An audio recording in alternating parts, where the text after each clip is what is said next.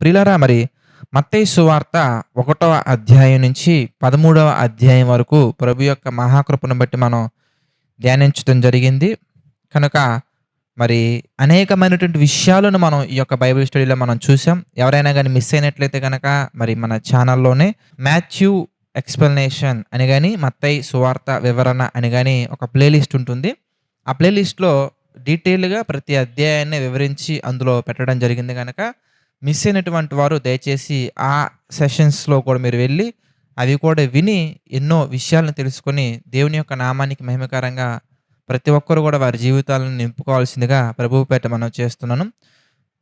మరి ఒకటో అధ్యాయం నుంచి డీటెయిల్‌గా జస్ట్ లైక్ దట్‌గా మనం ఒక ఓవర్‌వ్యూ మనం గమనించినట్లయితే గనక యేసుక్రీస్తు వారు ఈ భూమి మీదకి వచ్చిన విధానం, అలాగే యేసుక్రీస్తు వారు మరియ గారి జీవితం యేసుక్రీస్తు వారి నిమిత్తము మరియ గారి జీవితంలో దేవుడు చేసినటువంటి అద్భుతమైన విషయాలు మనం గమనించొచ్చు. అలాగే యేసుక్రీస్తు వారు ఈ భూమి మీదకి వచ్చిన తర్వాత జ్ఞానులు యేసుక్రీస్తు వారిని గురించి తెలుసుకోవటానికి తారను, నక్షత్రాలను వెంబడించి వారు రావటం, తర్వాత హేరోదు దగ్గర ఉన్నటువంటి సందర్భాలు, తర్వాత ఈజిప్ట్ కంట్రీకి వీరు వెళ్ళటం, తర్వాత నజరేతు దగ్గరికి రావటం, అదేవిధంగా ఈ ఇన్ఫర్మేషన్ అంతా కూడా మనం చక్కగా సెకండ్ చాప్టర్‌లో మనం గమనించొచ్చు. మరి మూడో అధ్యాయంలో బాప్తిస్మిచ్చి యోహాను గారి పరిచర్య ఎలా ఉంది? యేసుక్రీస్తు వారు బాప్తిసం తీసుకునే విధానము, మరి బాప్తిస్మిచ్చి యోహాను యేసుక్రీస్తు వారి గురించి చెబుతున్నప్పుడు ఆయన ఎదుర్కొన్నటువంటి పరిస్థితులేంటి? అలాగే ఇవన్నీ కూడా మనం మూడో అధ్యాయంలో మనం చూడొచ్చు. మరి నాలుగో అధ్యాయంలో యేసుక్రీస్తు వారు శోధించబడినటువంటి విధానాలు, అపవాది ఏ విధంగా అటాక్ చేసింది, మరి యేసుక్రీస్తు వారు ఏ విధంగా ఎదుర్కొన్నారు, అలాగే యేసుక్రీస్తు వారు శిష్యుల్ని ఎన్నుకోవటం, అలాగే దేవుని రాజ్యమును గురించినటువంటి సువార్త ప్రకటించడం, అలాగే కొంతమంది శిష్యుల్ని ఎన్నుకోవటం, ఇవన్నీ కూడా మనం నాలుగో అధ్యాయంలో మనం గమనించొచ్చు. అదేవిధంగా 5th, 6th, 7th చాప్టర్స్ మనం జాగ్రత్తగా గమనించినట్లయితే గనుక ప్రఖ్యాతిగాంచినటువంటి ఒక టైటిల్‌తో మరి క్రైస్తవ మత పెద్దలుగా పిలువబడుతున్నటువంటి వారు, వాస్తవంగా చెప్పాలంటే క్రైస్తవ్య మతం కాదండి. బట్ క్రైస్తవ్య మతం అనే ఒక ముద్ర ప్రపంచంలో వేసేశారు. బట్ వాక్యాన్ని ప్రకటించినటువంటి అనేక మంది పెట్టినటువంటి పేరు వాస్తవంగా కొండ మీద ప్రసంగం అని గాని ఆ పదాలు మనకు బైబిల్‌లో ఎక్కడ కనిపించవు. కనుక మరి 5వ అధ్యాయం, 6వ అధ్యాయం, 7వ అధ్యాయంలో మనం జాగ్రత్తగా గమనించినట్లయితే my dear brothers and sisters, కొండ మీద ప్రసంగం అని పేరు పెట్టి పిలువబడుతున్నటువంటి ఈ 3 అధ్యాయాల్లో కూడా అనేకమైన విషయాలు మరి మనం ఎలా మార్చుకోవాలి, ఏ విషయాల్లో మనం అప్డేట్ అవ్వాలి, ఏ విషయాల్లో మనం ఉండాలి, యేసుక్రీస్తు వారికి నిజమైన శిష్యుడిగా ఉండాలంటే మనం ఎలాంటి విషయాల్లో మనం మారు మనసు పొందాలి, ఎలాంటి విషయాలు మనం మార్చుకోవాలి, ఇవన్నీ కూడా మనకు కనబడతాయి. 8వ అధ్యాయంలో యేసుక్రీస్తు వారికి సంబంధించినట్టు ఇంకా అనేకమైన విషయాలు, 9వ అధ్యాయంలో ఇంకా అనేకమైన విషయాలు, అలా మనం గమనించుకుంటూ వస్తే 8, 9 అధ్యాయాలు యేసుక్రీస్తు వారి గురించినటువంటి అద్భుతమైనటువంటి వ్యాప్తి అనేకమైన ప్రాంతాలకు చెందినట్టుగా మనం గమనించొచ్చు. మరి 10వ అధ్యాయంలో యేసుక్రీస్తు వారు శిష్యులకి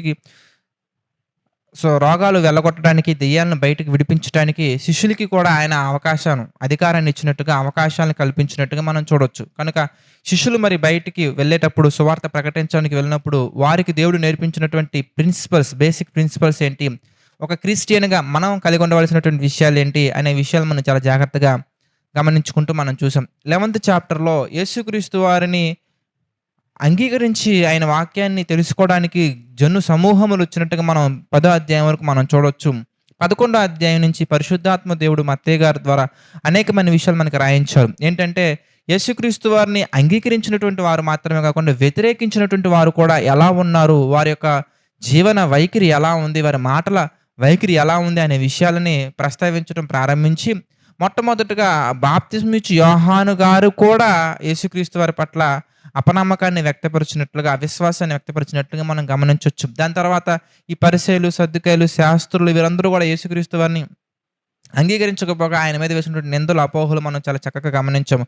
అందులో భాగంగానే మరి మత్తయి సువార్త 12వ అధ్యాయంలో చాలా చక్కగా, చాలా డీటెయిల్‌గా విశ్రాంతి దినం గురించి యేసుక్రీస్తు వారు వివరణ ఇస్తూ, దేవుని యొక్క ఆజ్ఞలు భూమి మీదకి రావటం వెనక కారణం ఏంటి, ఒక మనిషి పట్ల దేవుడు కోరుకుంటుందేంటి, ఆయన ఆజ్ఞలు ఎందుకు గైకొనాలి అనే విషయాన్ని చాలా చక్కగా ఎక్స్‌ప్లెయిన్ చేస్తూ విశ్రాంతి దినం గురించి చాలా చక్కగా వివరించినట్టుగా మనం గమనించొచ్చు. అదేవిధంగా పరిసయ్యుల, సద్దుకులకి అనేకమైన విషయాలను తెలియజేసినట్టుగా మనం గమనించొచ్చు. మరణకరమైన పాపం గురించి కూడా ఆయన చాలా డీటెయిల్‌గా మనకి వివరించినట్టుగా మనం గమనించొచ్చు. అదే సందర్భంలో వాట్ ఈజ్ రియల్ ఫ్యామిలీ అనే సందర్భాన్ని కూడా యేసుక్రీస్తు వారి ద్వారా మనం అక్కడ చాలా చక్కగా నేర్చుకున్నాం. ఇంకా 13వ అధ్యాయంలో మనం గమనించినట్లయితే my dear brothers and sisters, ఒకటో అధ్యాయం నుంచి 12వ అధ్యాయం వరకు ఉన్నటువంటి జరిగినటువంటి సంఘటనల్లో దేవుని రాజ్యము గురించి, సంఘము గురించి జరుగుతున్నటువంటి అనేకమైనటువంటి పరిస్థితులను బట్టి, జరుగుతున్నటువంటి అనేకమైన సందర్భాలను బట్టి ప్రతి మనిషికి అర్థమయ్యే విధంగా, ప్రతి మనిషి అనాలిసిస్ చేసుకునే విధంగా, వారున్నటువంటి పరిస్థితులను బట్టి దేవుని రాజ్యము గురించి, పరలోక రాజ్యము గురించి, సంఘము గురించి అనేకమైన ఉపమానాల ద్వారా యేసుక్రీస్తు వారు ఒక వ్యక్తి జీవితం సంఘంలో ఎలా ఉంటుంది, ఎలా ఉండాలి, ఎలా ఉంటే లైఫ్ ముందుకెళ్తుంది, సంఘాన్ని అనేక రకాలైనటువంటి అర్థం అవటానికి, సంఘం గురించి, దేవుని రాజ్యం గురించి అర్థం అవటానికి ఆయన అనేకమైన ఉపమానాలతోటి చాలా చక్కగా మనకి వివరించినట్టుగా మనం గమనించొచ్చు. ఇక 14వ అధ్యాయానికి వచ్చేసరికల్లా మనం అదే విధంగా 13వ అధ్యాయం చివరికొచ్చేసరికల్లా ప్రవక్త అంటే ఎవరైతే దేవుని యొక్క వాక్యానుసారంగా నడుచుకుంటున్నారో అని ఇప్పుడు మనం కనెక్ట్ చేసుకోవచ్చు. అక్కడ ప్రవక్త అనగానే కొన్ని క్వాలిటీస్, కొన్ని క్వాలిఫికేషన్స్ ఉంటాయండి. ప్రభు చిత్తమైతే ప్రవక్త అంటే ఎవరిని మనం ప్రవక్తగా పిలవాలి, ఎవరు ప్రవక్తలు అనే విషయం గురించి మనం డీటెయిల్‌గా ప్రభు చిత్తమైతే మరొక సందర్భంలో మనం ధ్యానం చేద్దాం. 14వ అధ్యాయానికి వచ్చేసరికల్లా ఎలా మనం గమనించొచ్చంటే 12, 13, 11, 12, 13 అధ్యాయాల్లో మరి యూదుల మతంలో ఉన్నటువంటి వారికి యేసుక్రీస్తు వారు చెప్పే బోధలు నచ్చకపోవటం వల్ల వారు అనేక రకాలైనటువంటి అభ్యంతరాలు వ్యక్తపరిచి అనేక రకాలుగా అనేక మందిని ఎదుర్కొంటూ, వ్యతిరేకిస్తూ యేసుక్రీస్తు వారి పట్ల ఎలా వారు ప్రవర్తించారో మనం గమనించొచ్చు.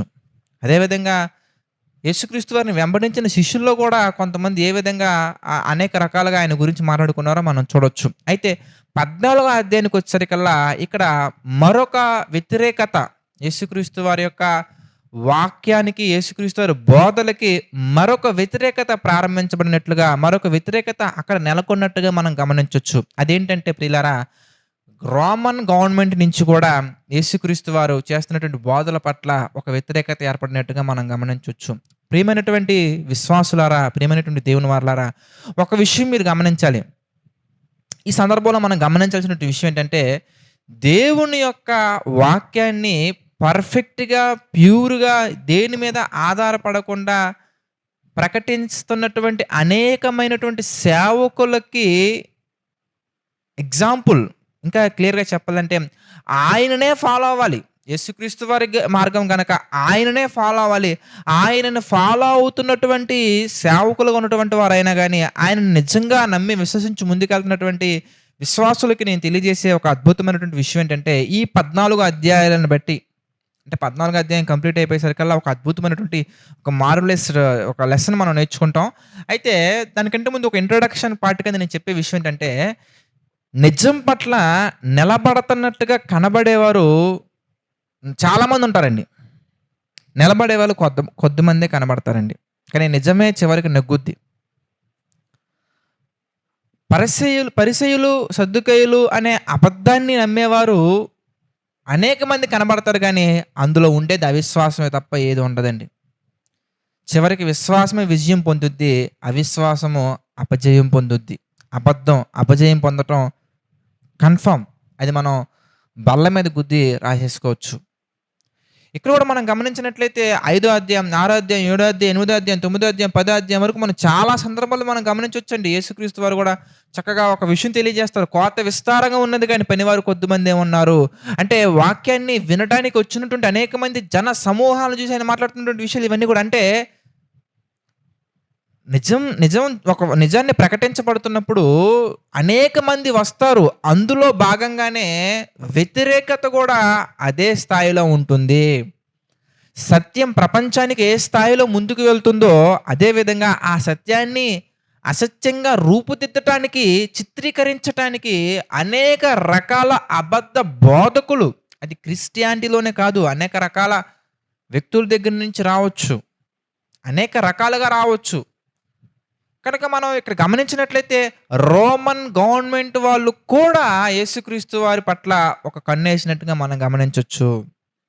పరిసయ్యులు, సద్దుకయ్యులు ఆయన ఎలా సంహరించాలో ప్లాన్ చేసినట్టుగా మనం గమనించవచ్చు. 12వ అధ్యాయంలో మనం చూసాం ఆయన ఎలా పట్టుకోవాలి, ఆయన ఎలా సంహరించాలి.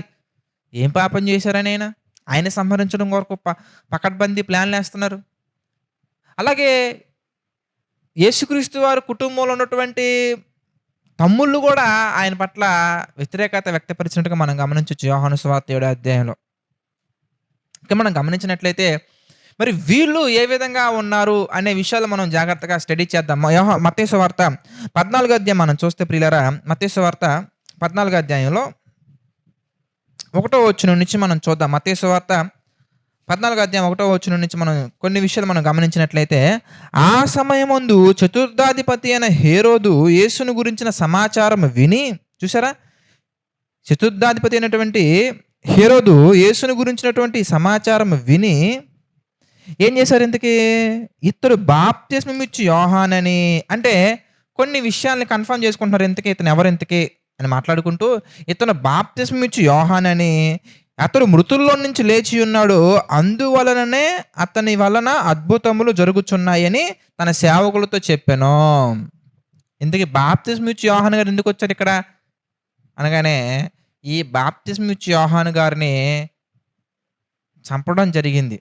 ఎలా చంపారు, ఏ విధంగా చంపారు అనే సందర్భం అనేది మనం మరి 14 అధ్యాయం 2వ వచనం నుంచి 12వ వచనం వరకు మనం చాలా చక్కగా గమనించినట్లయితే బాప్తిస్మమిచ్చు యోహాను గారిని చంపడం అనేది జరిగింది. ఎందుకు అనగానే, ఇతను ఒక పిచ్చి పని చేస్తారు. ఏంటి? ఎందుకంటే తన సోదరుడైనటువంటి ఫిలిప్ యొక్క భార్యను ఈయన ఉంచుకోవడం జరుగుతుంది కనుక అది కరెక్ట్ కాదు, ఇలా చేయకూడదు నువ్వు అని బాప్తిస్మమిచ్చు యోహాను గారు చెప్పడం వలన అతన్ని అప్పుడే చంపాలని ప్లాన్ చేస్తారు. కాకపోతే ఆయన ప్రవక్త అని విశ్వసించి ఆయన యందు అనేక మంది ఉన్నారు కనుక ఆయనను నమ్మేవారు, ఆయన మాటలు వినేవారు, ఆయనను అంగీకరించారు అనేక మంది ఉన్నారు కనుక వెనకడుగు వేస్తారు. అయితే ఆమె ఎవరైతే ఉంటారో కూతురు ప్లాన్ చేయటం వల్ల మరి తల్లి కూతురు ఇద్దరు కలిసి చక్కగా ప్లాన్ చేసి హేరోదుని మెప్పించి, జన్మదిన వేడుకలో హేరోదుని మెప్పించి పక్కా ప్లాన్ చేసి యోహాను గారిని చంపడం అనేది జరుగుతుంది. సో యోహాను గారిని చంపారు కనుక ఆ యోహాను గారే మళ్ళీ తిరిగి లేచారు అని నమ్ముతున్నారు. వాస్తవంగా అది కరెక్ట్ కాదు. ఎందుకంటే యేసుక్రీస్తు వారు అనగానే యేసుక్రీస్తు వారు వేరు, బాప్తిస్మమిచ్చు యోహాను గారు వేరు. కానీ వీళ్ళు ఎలా ఆలోచిస్తున్నారంటే, బాప్తిస్మమిచ్చు యోహాను గారే యేసు ప్రభువులా వచ్చారంట. వచ్చి అనేకమైన అద్భుతాలు చేస్తున్నారని చెప్పేసి విశ్వసించి ఆయన పట్ల ఒక రకమైనటువంటి భయం, ఒక రకమైనటువంటి ఆలోచన, ఒక రకమైనటువంటి అనేక రకాల ఫీలింగ్స్తో కలిసినటువంటి ఒక వ్యక్తిగా ఆయన ఉన్నారు. గుడ్. అయితే ఇక మనం గమనించినట్లయితే మరి యోహాను గారి గురించి ఇలా అనుకుంటున్నారు, యోహాను గారే బతికొచ్చి ఇలా చేస్తున్నారని అనుకుంటున్నారు అని ఈ విషయాలన్నీ కూడా యేసుక్రీస్తు వారికి వినబడతాయి. అనగా యోహాను గారిని చంపినట్టుగా, యోహాను గారిని చంపిన తర్వాత ఏం జరిగింది అని మనం చూస్తే 12వ వచనం మనం చూద్దాం.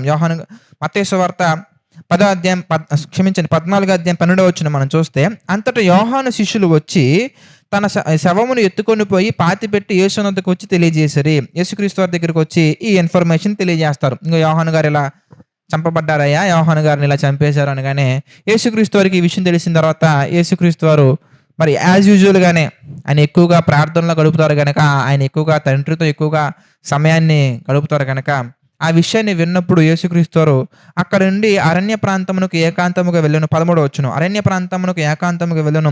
జనసమూహములు ఆ సంగతి విని పట్టణముల నుండి కాలినడకను ఆయన వెంట వెళ్ళిరి.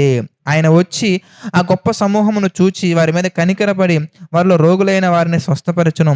సాయంకాలమైనప్పుడు శిష్యులైన యొద్దకు వచ్చి, ఇది అరణ్య ప్రదేశం, ఇప్పటికే ప్రొద్దుపోయెను అని మాట్లాడుకుంటూ వాళ్ళని పంపించి వేయడం కొరకు ప్లాన్ చేసినప్పుడు వారికి భోజనం పెట్టి పంపించాలని ఒక ఆలోచన వచ్చిన తర్వాత అక్కడ మరొక సూచక్రియ జరిగినట్టుగా మనం గమనించవచ్చు. అఫ్కోర్స్ ప్రజలందరినీ స్వస్థపరచడం కూడా సూచక్రియలే. మనుషులకి రికగ్నైజబుల్ థింగ్గా మనకు అక్కడ కనబడుతున్నటువంటి విషయం ఏంటంటే, 5 రొట్టెలు 2 చేపలనే అనేక వేల మందికి పంచిపెట్టినట్టుగా మనం గమనించవచ్చు. 19వ వచనం మనం చూస్తే, పచ్చిక మీద కూర్చుండమని ఆ జనులకు ఆజ్ఞాపించి ఆ 5 రొట్టెలను 2 చేపలను పట్టుకొని ఆకాశం వైపు కన్నులెత్తి ఆశీర్వదించి ఆ రొట్టెలు వారికి శిష్యులకు ఇచ్చాను. శిష్యులు జనులకు వడ్డించిరి. వారందరూ తిని తృప్తి పొందిన తర్వాత మిగిలిన ముక్కలు 12 గంపల నిండా ఎత్తిరి. స్త్రీలను పిల్లలను కాక తినిన వారు ఇంచుమించు 5,000 మంది పురుషులు. ఇక్కడ వరకు మనకి ఇన్ఫర్మేషన్ అంతా క్లియర్గా అర్థమైంది అనుకుంటున్నాను. అంటే once again I'm repeating the things. ఇక్కడ ఏం జరిగిందంటే, యేసుక్రీస్తు వారి సువార్త చాలా బలంగా ప్రజల్లోకి వెళ్తూ ఉంది. ప్రజల్లోకి బలంగా వెళ్తున్నప్పుడు యేసుక్రీస్తు వారి పట్ల విశ్వాసం ఉంచేవారు చాలామంది ఉన్నారు. ఆయన మాటల్లో వినడానికి ఆసక్తిగా వచ్చేవారు చాలామంది ఉన్నారు. ఆయన యొక్క సూచక్రియలను చూడడం కోసం వచ్చేవారు చాలామంది ఉన్నారు. ఆయన చేసే సూచక్రియల్లో అనుభవం పొందడానికి వచ్చేవారు చాలామందున్నారు. ఆయన్ని వ్యతిరేకించేవారు చాలామందున్నారు. ఆయన్ని వ్యతిరేకించే వారిలో పరిసయ్యులు ఉన్నారు, సద్దూకయ్యులు ఉన్నారు, శాస్త్రులు ఉన్నారు. అలాగే ఈ రోమా గవర్నమెంట్ కూడా స్లోగా ఇతని మీద వ్యతిరేకత వ్యక్తపరచడానికి చక్కగా ప్లాన్స్ గీస్తున్నట్టుగా మనం గమనించొచ్చు. ఇదంతా జరుగుతున్నటువంటి ఈ ప్రాసెస్‌లో మనం కొన్ని విషయాలు నేర్చుకోవాలి. ఏంటి ఆ విషయాలనేవి మనం 16వ అధ్యాయానికెళ్ళిన తర్వాత మనం నేర్చుకుందాము. అయితే ఇలాంటి పరిస్థితుల్లో శిష్యులు ఎలా ఉన్నారు అనేది మనం చక్కగా ఆలోచించవలసినటువంటి ఒక ముఖ్యమైనటువంటి పాయింట్. ఇంత జరుగుతుంది గదా! ఇంత జరుగుతున్నప్పుడు మరి యేసుక్రీస్తు వారి దగ్గర ఉన్నటువంటి అపోస్తలులుగా పిలువబడుతున్నటువంటి ఈ 12 మంది యొక్క మనస్తత్వాలు ఎలా ఉన్నాయి? వీళ్ళెలా దేవుని యొక్క వాక్యం పట్ల విశ్వాసం కలిగి ఉన్నారు? యేసుక్రీస్తు వారి పట్ల ఎలాంటి నమ్మకం కలిగి ఉన్నారు? ఎలాంటి ఆలోచనలు కలిగి ఉన్నారు? అనేది మరొక థింక్ చేయాల్సినటువంటి మరొక పాయింట్. అయితే ఈ సందర్భంలో పరిస్థితులు ఇలా ఉన్నప్పుడు యేసుక్రీస్తు వారు మరొక ఆత్మీయ పాఠాన్ని, మరొక ఆత్మీయ అనుభవ పాఠాన్ని శిష్యులకి యేసుక్రీస్తు వారు నేర్పించాలనుకున్నారు. అదేంటి అనగానే వాళ్ళలో ఉన్నటువంటి అల్ప విశ్వాసాన్ని తీసివేయటానికి యేసుక్రీస్తు వారు ఒక అద్భుతమైనటువంటి పాఠాన్ని నేర్పించాలనుకున్నారు. అదే మనం గమనించొచ్చు. అదేంటంటే 22వ వచనం నుంచి గనక మనం గమనించినట్లయితే 22వ వచనం నుంచి 33వ వచనం వరకు మనం గమనించినట్లయితే గనక అక్కడ యేసుక్రీస్తు వారు 22వ వచనం నుంచి మనం చూద్దాం. యేసుక్రీస్తు వారు 22వ వచనం మత్తయి సువార్త 14:22వ వచనం మనం చూస్తే, వెంటనే ఆ జనసమూహములను తాను పంపివేయనంతలో తన శిష్యులు దోణి ఎక్కి తనకంటే ముందుగా అద్దరికి వెళ్ళవలనని ఆయన వారిని బలవంతం చేసిన తర్వాత ఏం జరిగింది? ఆయన ఆ జనసమూహాలను పంపివేసి ప్రార్థన చేయుటకు ఏకాంతంగా కొండ ఎక్కిపోయి సాయంకాలమైనప్పుడు ఒంటరిగా ఉండను. అప్పటికి ఆ ధను దరికి దూరంగా ఉండగా గాలి ఎదురైనందు అందువలన కొట్టబడుచుండెను, అలల వలన కొట్టబడుచుండెను. రాత్రి 4వ జామున ఆయన సముద్రం మీద నడుచుచు వారి యొద్దకు వచ్చును. ఆయన సముద్రం మీద నడుచుట శిష్యులు చూచి తొందరపడి బోతమని చెప్పుకొని భయం చేత కేకలు వేసిరి. వెంటనే యేసు ధైర్యం తెచ్చుకునుడి, నేనే ఆయన భయపడకూడని చెప్పి తర్వాత ఏం జరిగింది? పేతురు, ప్రభువా నీవే అయితే నీళ్ల మీద నడిచి నీ యొద్దకు వచ్చుటకు నాకు సెలవిమ్మని ఆయనతో చెప్పెను. ఆయనతో నేను ఆయన రమ్మనగానే పేతురు దోణి దిగి ఆయన యొద్దకు వెళ్ళుటకు నీళ్ల మీద నడుచును. కానీ గాలిని చూచి భయపడి మునిగిపోసాగి ప్రభువా నన్ను రక్షించమని కేకలు వేసును. వెంటనే యేసు చేయి చాపి అతన్ని పట్టుకొని అల్ప విశ్వాసి ఎందుకు సందేహపడితే అతనితో చెప్పెను. వారు దోణి ఎక్కినప్పుడు గాలి అణిగెను. అంతటా దోణిలోనున్న వారు వచ్చి నీవు నిజముగా దేవుని కుమారుడు అని చెప్పి ఆయనకు మ్రొక్కిరి. ఏమండి, ఈ సందర్భం మనం చాలా అనేకమైన సందర్భాల్లో మనం చదువుకున్నాము. బట్ దీంట్లో నుంచి మనం నేర్చుకోవాల్సినటువంటి కొన్ని విషయాలు ఉన్నాయి. అవేంటి అనేది మనం చూద్దాం. ప్రియులారా, ఇంతకు ముందే ఒక 2 minutes బ్యాక్ నేను ఎక్స్ప్లెయిన్ చేసినట్టుగా దేవుని యొక్క ప్రణాళిక అనేది ఎప్పుడు కూడా వెళ్తూనే ఉంటుందండి. ఆయన్ని విశ్వసించేవారు అనేక మంది ఉన్నా, కొద్ది మంది ఉన్నా, ఆయన్ని వ్యతిరేకించేవారు అనేక మంది ఉన్నా, కొద్ది మంది ఉన్నా, ఆయన్ని వ్యతిరేకించడానికి ప్రభుత్వాలే ఏకమైన, పరిసయ్యులే ఏకమైన, సద్దూకయ్యులే ఏకమైన, అవిశ్వాసులు ఏకమైన, ఆయన్ని విశ్వసించడానికి, ఆయన అంగీకరించడానికి వచ్చేవారు దేవుని యొక్క ప్రజలు ఎంతమంది ఎదురవుతున్నా కానీ ప్రజలను చూసి ఆయన ప్రణాళిక మారదు. మరి వ్యతిరేకత ఎక్కువ అవుతుంది కాబట్టి ఆయన ప్రణాళిక మారదు. ఎందుకు ఈ విషయాలు చెప్తున్నానంటే, బైబిల్ చదువుకోవటం, బైబిల్‌ను ధ్యానించడం అనగానే అక్కడ ఏం జరుగుతుంది, వాట్ ఈజ్ వాట్ అని తెలుసుకోవడం అనేది ఎంత ముఖ్యమో, ఎంత ముఖ్యమైనటువంటిది, ప్రాముఖ్యమైనదో, అదే విధంగా ఆ సందర్భాలని మన జీవితాలకి అన్వయించుకుంటూ మనం ధ్యానించకపోవడం అనేది అంతే ప్రమాదకరం. ఎంత ప్రాముఖ్యమో అంత ప్రమాదకరం. ఎందుకంటే మనం చదివిన తర్వాత అక్కడ ఏం జరుగుతుంది, ఏం జరిగింది అనే విషయాలు మనం ధ్యానించగలగాలి. That's right. ఇప్పటివరకు మనం చూసాం. అయితే ఎందుకు ఇంత ఫాస్ట్‌గా 14వ అధ్యాయాన్ని నేను కంప్లీట్ చేసుకుంటూ వచ్చానంటే, అక్కడ జరుగుతున్నటువంటి విషయాలు మనం అర్థం చేసుకోవడం చాలా ఇంపార్టెంట్. వాటిలో క్లియర్‌గా నేను 11వ అధ్యాయం నుంచి చెబుతున్నటువంటి పాయింట్ మెయిన్ పాయింట్‌గా ఉంది కనుక నేను ఫాస్ట్‌గా తీసుకెళ్ళాను. ఏంటి ఆ main point? Once again I'm repeating. ఏంటి ఆ మెయిన్ పాయింట్ అంటే, యేసుక్రీస్తు వారి సువార్త చాలా వేగంగా ప్రజల్లోకి వెళ్తుంది. ఆయన్ని అంగీకరించడానికి వచ్చేవారు అనేక మంది ఉన్నారు. ఆయన్ని విశ్వసించేవారు అనేక మంది ఉన్నారు.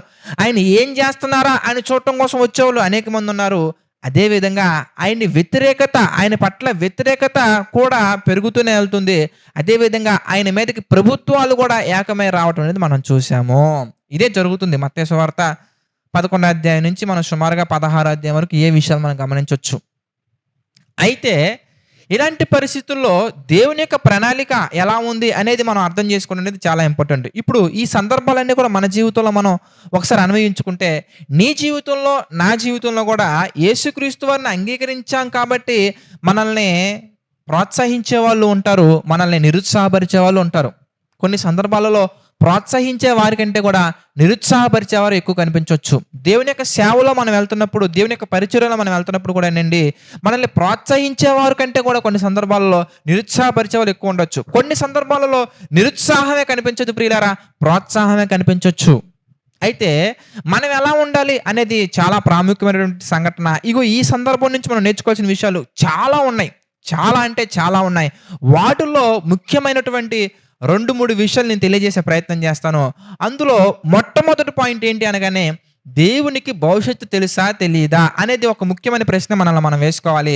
దానికి ప్రాముఖ్యమైన సమాధానం నేను జేసీఎం 1 నుంచి 10 మధ్యలో ఒక సెషన్ నేను తీసుకుని, ఆ సెషన్లో నేను చాలా చక్కగా డీటెయిల్గా ఎక్స్ప్లెయిన్ చేశాను.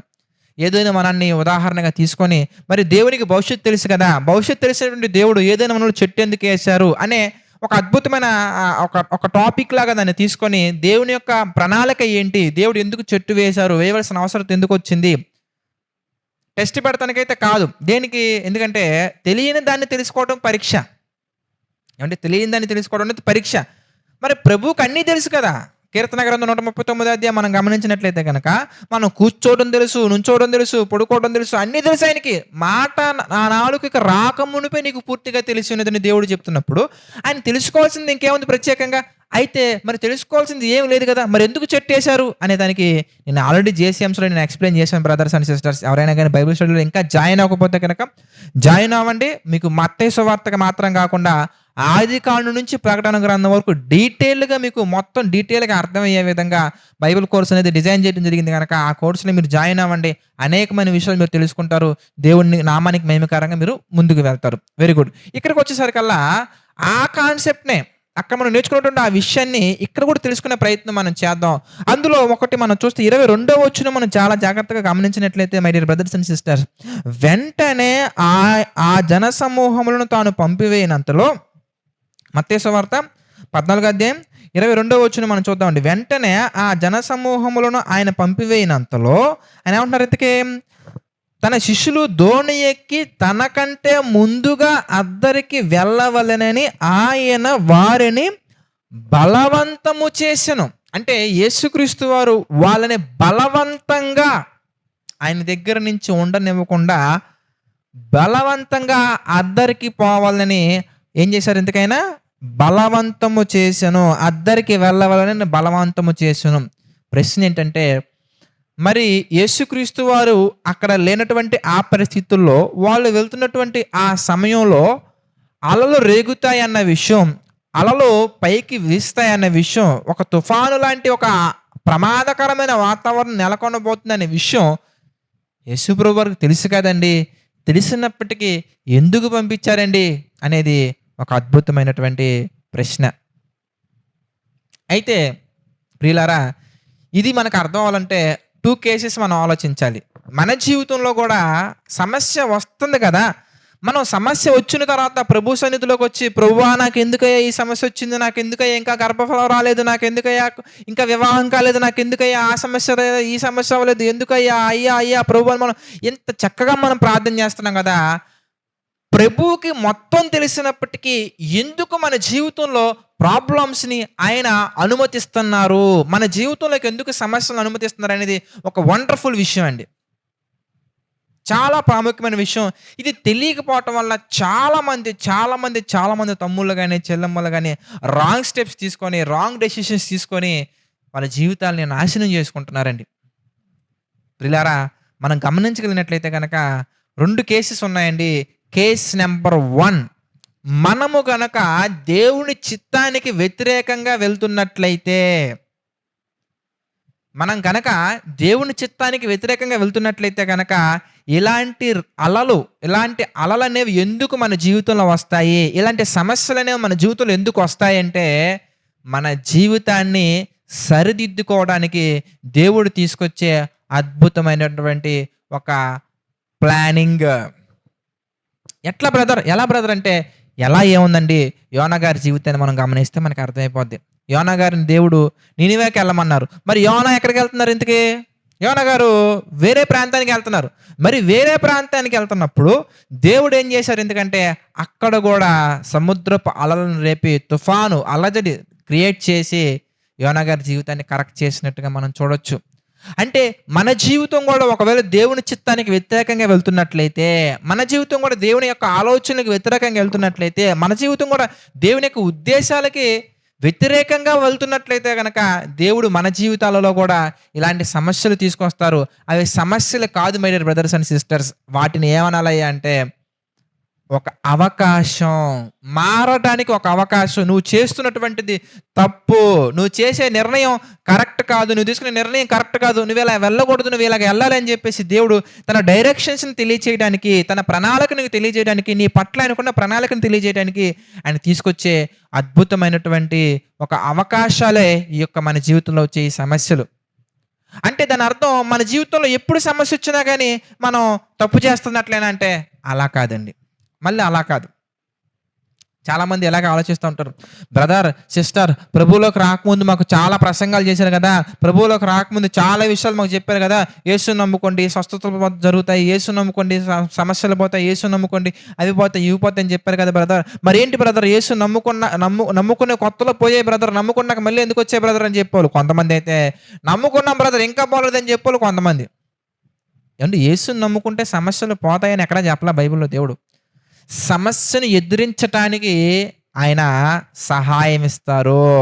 వాటంతటికవే ఏవి పోవు, వాటంతటికవే ఏవి రావు. ఈ భూమి మీదకి దేవుడు మనల్ని పంపించిన ఉద్దేశం మనకు తెలియక మనం అలా ఆలోచిస్తున్నాం, మనం అలా భ్రమపడుతున్నాం. కానీ మనం దేవుని పిల్లలం గనక ప్రతి ఒక్క దానిని కూడా ప్రభు యొక్క ఆలోచనల ప్రకారంగా, ప్రభు చిత్తంలో మనం ఆలోచించి ప్రతి ఒక్క దానిని ఎదిరించవాలనని దేవుడు మన నుండి కోరుకుంటున్నారు.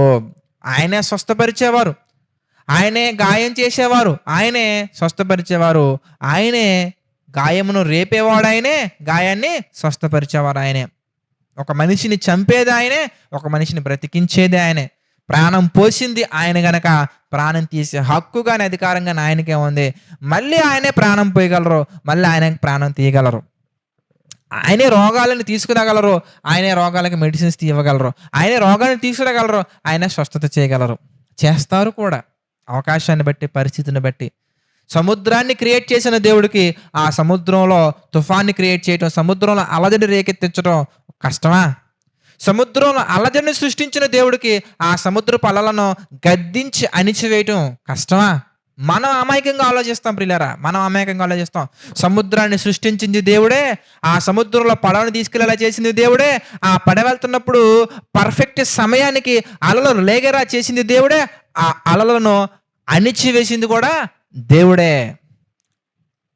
అలజడిని సృష్టించింది దేవుడే, ఆ అలలను అణిచివేసింది కూడా దేవుడే. దేనికి బ్రదర్ అంటే because you are going in wrong direction.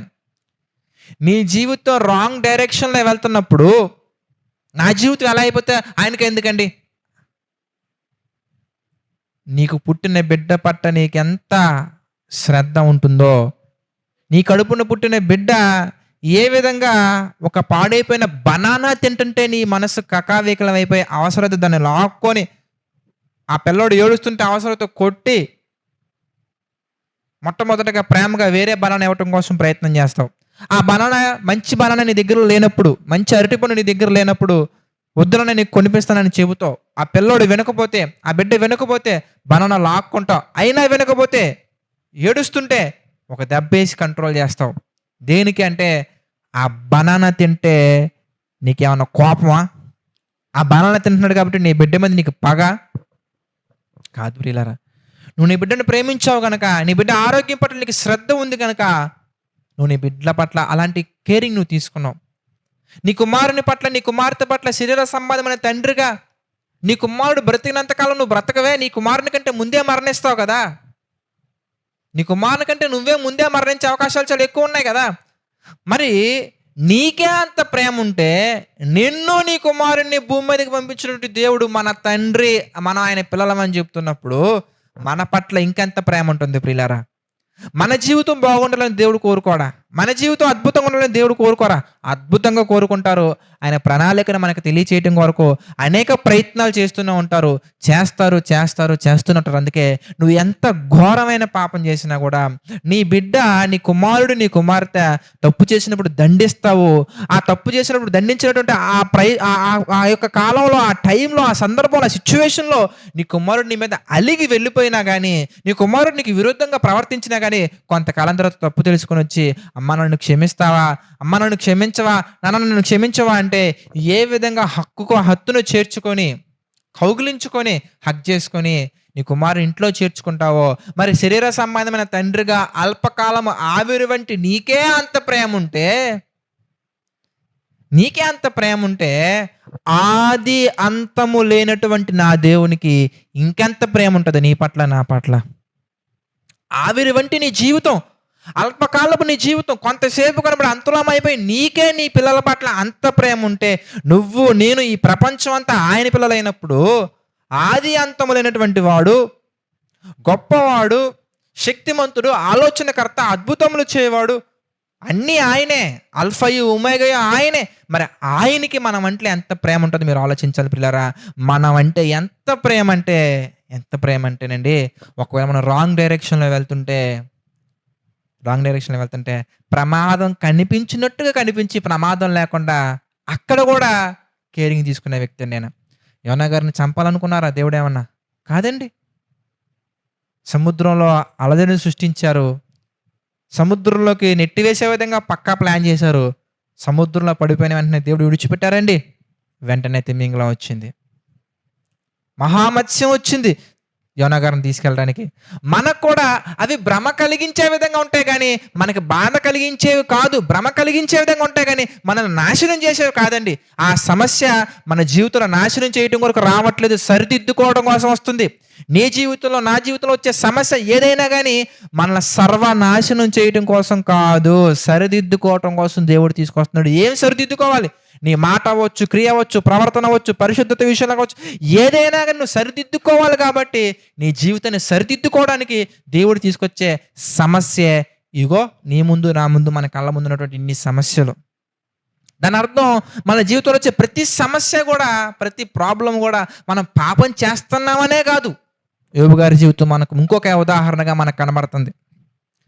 యోబు గారి జీవితం మనకు ఇంకొక ఉదాహరణ, ఇంకొక కేసు నెంబర్ 2, కేసు నెంబర్ 1. యోనా గారి జీవితం కేసు నెంబర్ 1. ఏంటి యోనా గారి జీవితంలో ఏం జరిగింది? ఎందుకంటే దేవుని యొక్క చిత్తానికి వ్యతిరేకంగా వెళ్తున్నారు కనుక, దేవుని యొక్క ప్రణాళికకి వ్యతిరేకంగా వెళ్ళిపోతున్నారు కనుక, ఆ ప్రణాళికలో ఆయన దేవుని యొక్క ప్రణాళికలు లేరు కనుక పర్ఫెక్షన్, ఒక కరెక్షన్ చేసుకోవడానికి, నువ్వు ఒక కరెక్ట్ మార్గంలో, కరెక్ట్ పాత్రలో వెళ్ళడానికి తీసుకొచ్చేది ఇదిగో ఒక అద్భుతమైనటువంటి ఒక అవకాశం. మరి యోబు గారి జీవితంలో ఎందుకు వచ్చాయి? యోబు గారి జీవితంలో వచ్చే ప్రతి ఒక్కటి కూడా మనం గమనించినట్లయితే, యోబు గ్రంథం 1వ అధ్యాయం మనం చదువుకుంటే మనకు అర్థం అవుతుందండి.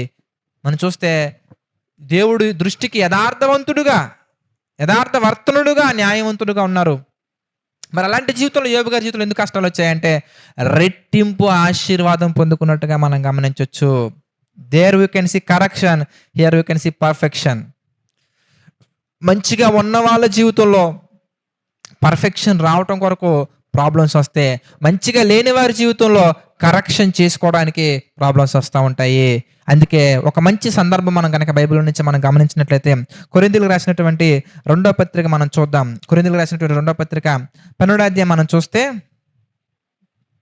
కొరింథీయులకు రాసినటువంటి 2వ పత్రిక 12వ అధ్యాయం మనం చూద్దాం. My dear brothers and sisters, 12వ అధ్యాయము 7వ వచనం మనం చూద్దాం. కొరింథీయులకు రాసిన 2వ పత్రిక 12వ అధ్యాయం 7వ వచనం మనం చూస్తే, మీరు విశ్వాసము గలవారై ఉన్నారో లేదో చూసారా, మీరు విశ్వాసం గలవారే. ప్రియులారా, మనం 5వ వచనం మనం చూద్దాం. కొరింథీయులకు రాసిన 2వ పత్రిక 13వ అధ్యాయం, క్షమించండి, 13వ అధ్యాయం 7వ వచనం మనం చూద్దాం. కొరింథీయులకు రాసిన 2వ పత్రిక 13వ అధ్యాయము 5వ వచనం నుంచి మనం చూస్తాం. మీరు విశ్వాసము గలవారే ఉన్నారో లేదో మిమ్మును మీరే శోధించుకొని చూచుకొనుడి, మిమ్మును మీరే పరీక్షించుకొనుడి. మీరు భ్రష్టులు కాని ఎడల యేసుక్రీస్తు మీలో ఉన్నాడని మిమ్మల్ని గురించి మీరు ఎరుగరా? అంటే మరి మనలో విశ్వాసం ఉందా లేదని మనమే చూసుకోవాలి. విశ్వాసం ఉందా లేదా ఎలా పరీక్షించుకోవాలి బ్రదర్ అనేది చాలా చక్కగా మరి యోనా గ్రంథం 1st చాప్టర్లో నేను ఎక్స్ప్లెయిన్ చేశాను. ఫస్ట్ చాప్టర్ ఎక్స్‌ప్లెయిన్ చేసినప్పుడు యోనా గ్రంథం మొదటి పార్ట్ 1, పార్ట్ 2 మీరు విన్నట్లయితే కనుక మనకు అర్థమవుద్దండి. మళ్ళీ ఒకసారి దయచేసి మీరు ఆ 2 వీడియోస్ మీరు చూస్తే కనుక చాలా చక్కగా మీకు అర్థమవుతుంది. దయచేసి మీరు చూడవలసిందిగా ప్రభువు పేరట మనవి చేస్తున్నాను. మరి ఇక్కడ మనం గమనించినట్లయితే విశ్వాసం కలిగి మనం ముందుకెళ్తుంటే గనక మనం పర్ఫెక్ట్‌గా మారటానికి అనగా మనం పరిపూర్ణులుగా మారటానికి మనం అనునాంగులుగా మారటానికి దేవుడు మన జీవితంలో తీసుకొచ్చే పరిశోధనలు ఇవి, పరీక్షలు ఇవి. మరి పర్ఫెక్ట్‌గా లేకపోతే గనక మనం రాంగ్ ట్రాక్‌లోకి వెళ్ళిపోతుంటే గనక, రాంగ్ పాత్‌లోకి మనం వెళ్ళిపోతుంటే గనక మనల్ని కరెక్ట్ పాత్‌లో పెట్టడానికి దేవుడు మన జీవితంలో తీసుకొచ్చేవి మనం గమనించొచ్చు ఆ శ్రమలు. కనుక ఏది ఎందుకు వస్తుందో మన జీవితంలో గమనించాలి. అందుకే ఆ యొక్క పరిస్థితుల్లో మనం వెళ్ళటానికి అందుకే రోమీయులకు రాసిన పత్రిక మనం చూద్దాం. ఈ సందర్భంలో ఒకసారి జ్ఞాపకం చేసుకుందామండి. రోమీయులకు రాసినటువంటి పత్రిక రోమపత్రిక 8వ అధ్యాయం మనం చూద్దాం. రోమపత్రిక 8వ అధ్యాయము 28వ వచనం మనం ఒకసారి జాగ్రత్తగా ధ్యానించినట్లయితే రోమీయులకు రాసినటువంటి పత్రిక 8వ అధ్యాయము 28వ వచనం మనం చూద్దాం. రోమీయులకు రాసినటువంటి పత్రిక 8వ అధ్యాయం 28వ వచనం మనం చూస్తే దేవుణ్ణి ప్రేమించు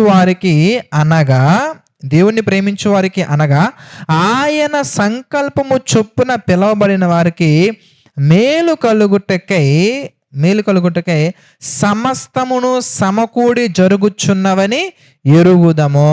అంటే మన జీవితంలో ప్రతి ఒక్కటి కూడా ఎందుకు జరుగుతున్నాయి అంటే మేలు కలుగుటకు. ఏంటి ఆ మేలు అంటే నువ్వు నేను మనందరం కూడా పరిశుద్ధులుగా, నిర్దోషులుగా, యథార్థవంతులుగా, న్యాయవంతులుగా ఉండి దేవుని యొక్క ఆశీర్వాదాలు ఈ భూమి మీద మనం పొందుకొని ఈ భూమి మీద మాత్రమే కాకుండా ప్రతి ఒక్కరు కూడా పరలోకానికి చేరుకోవాలనే అద్భుతమైన ప్రణాళిక మనందరిని ఈ భూమి మీదకి పంపించినటువంటి తండ్రికి, పరలోకపు తండ్రికి ఉంది కనుక మన జీవితంలో ప్రతిదీ జరుగుతుంది. అది బ్లెస్సింగ్ అవ్వచ్చు, ఆనందంతో కూడినటువంటి సంఘటన అవ్వచ్చు, బాధ కలిగించే సంఘటన అవ్వచ్చు, శ్రమ అవ్వచ్చు, శోధన అవ్వచ్చు, సమస్య అవ్వచ్చు, సంకటం అవ్వచ్చు, సంతోషం అవ్వచ్చు, బాధ అవ్వచ్చు. ఏదైనా కానీ మన జీవితంలో ఎందుకు వస్తున్నాయి అంటే సమస్తము సమకూడి మేలు కలుగుటకు జరుగుతున్నవి. అవి ఎందుకు అనగానే దేవుని యొక్క చిత్తాన్ని మనం కనుగొని ఆ చిత్తములో మనం ముందుకు వెళ్ళాలి గనక. అందుకే ఇక్కడ కూడా మనం గమనించినట్లయితే పేతురు గారిలో ఉన్నటువంటి అవిశ్వాసాన్ని ఇక్కడ పోగొట్టుకున్నట్టుగా మనం గమనించవచ్చు. పేతురు గారు అంటారు, ప్రభువా నీవే అయితే నన్ను నడిపించయ్యా, ఒక ఛాన్స్. శిష్యులందరూ భయపడతారండి, అదిగో భూతం, అదిగో దెయ్యం అనుకుంటారండి. కానీ నేనే, భయపడకుడి అని చెబుతూ ఆయన అంటున్నారు, ఇదిగో ఎందుకు సందేహపడితివి, ఎందుకు సందేహం వచ్చింది, నువ్వు విశ్వాసం కలిగి బ్రతకాలి కదా, విశ్వాసం కలిగి జీవించాలి కదా, విశ్వాసం కలిగి నడుచుకోవాలి కదా, ఎందుకు భయపడతావు, ఎందుకు సందేహపడ్డావని చక్కటి అనేకమైన విషయాలతో కూడినటువంటి వివరణ మనం చూసాము, గమనించాము. ప్రార్థన చేసుకుందాం బ్రదర్స్ అండ్ సిస్టర్స్. ప్రార్థన. ప్రేమగల తండ్రి, దయగల దేవ, పరిశుద్ధుడ, అనేకమైన విషయాలను మాకు తెలియజేసి మీ చిత్త ప్రకారం నడిపించినందుకు కృతజ్ఞతాస్తుతులు చెల్లించుకుంటున్నాం తండ్రి. మమ్మల్ని దీవించండి, ఆశీర్వదించండి తండ్రి. అనేకమైన విషయాలను మేము ధ్యానించడానికి మీరు హెల్ప్ చేశారు ప్రభువా. అందును బట్టి మీకే మహిమ, ఘనత, ప్రభావాలు చెల్లించుకుంటున్నాం తండ్రి. మమ్మల్ని ఆదరించండి, ప్రేమించండి, దీవించండి తండ్రి. ప్రభువా, పరిశుద్ధ, మహోన్నత, ఆర్థిక, ఆరోగ్య, మానసిక సమస్యల్లో కృంగిన ప్రతి ఒక్కరిని మీరు జ్ఞాపకం చేసుకోండి తండ్రి. ప్రతి ఒక్కరి పట్ల మీ కృప తోడుగా ఉంచి నడిపించండి, సహాయించండి తండ్రి. ప్రతిదీ మీ చిత్త ప్రకారం నడిపించండి దేవా తండ్రి. సమస్త మహిమ, ఘనత, ప్రభావాలు మీకే చెల్లించుకుంటూ ఈ బైబిల్ స్టడీలో తండ్రి మీ కృప తోడుగా ఉంచి నడిపించినందుకు మరొకసారి కృతజ్ఞతాస్తుతులు చెల్లించుకుంటూ తండ్రి, జేసీ చర్చ్ పరిచర్లో తండ్రి ఆర్థికంగా సహకారం నిలబడుతున్న ప్రతి ఒక్కరిని మీరు జ్ఞాపకం చేసుకుని తండ్రి. ప్రతి ఒక్కరి పట్ల మీ కృప తోడుగా ఉంచి నడిపించండి తండ్రి. దేవ, సమస్త మహిమ, ఘనత, ప్రభావాలు మరొకసారి మీకే చెల్లించుకుంటూ మా ప్రభువును రక్షకుడైన యేసుక్రీస్తు వారి పేరిట యొక్క ప్రార్థనను అడిగి వేడుకొనిచున్నాము తండ్రి. ఆమెన్. అందరికీ వందనాలండి. God bless you all.